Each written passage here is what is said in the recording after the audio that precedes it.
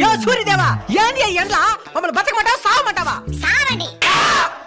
ఏమియా నీకు మా మీద ఇంత పగ? నాకు ఎవరి మీద పగ ఉండదు నాయనా, నా ధర్మం నేను నిర్వర్తిస్తున్నాను. ఏది నీ ధర్మమో? మమ్మల్ని చంపేసేదా? మరి మీరు చెట్లను చంపేసినప్పుడు ఈ ధర్మం ఎక్కడికి పోయింది నాయనా? అట్లా నాకు తెలుసు. ఈ ఎండకి తలకు తోట్లు పడుతున్నాయి. మీరు వాడి ఏసీల వల్ల ఓజన పరికి ఎప్పుడో తూట్లు పడింది నాయనా. ఎండ ఎక్కువగా ఉంది, ఏసీ 2 పాయింట్లు పెంచు అని అంటారు గానీ ఎండ ఎక్కువగా ఉంది 2 చెట్లు పెంచుదామని ఏ రోజైనా అనుకున్నారా? అంటే అది చెరువులు కూడా ఎండిపోతున్నాయి స్వామి. నీళ్ళుండాల్సిన చెరువులో నిలువెత్తి బోడాలుంటే ఎవరేం చేస్తారు నాయనా?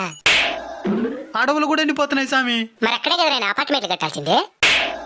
స్వామి ఈ ఎండ నుంచి బయటపడేదానికి ఏదైనా మార్గం చెప్పు స్వామి. వృక్షో రక్షిత రక్షిత. చెట్లను మీరు కాపాడితే అవి మిమ్మల్ని కాపాడతాయి. తప్పకుండా నాటి కాపాడుతాం స్వామి. స్వామి ఇంక మిఠాని ఈ ఎండలు తగ్గునా? In front there is crocodile festival. అంటే ముందుంది ముసళ్ళ పండగ అని.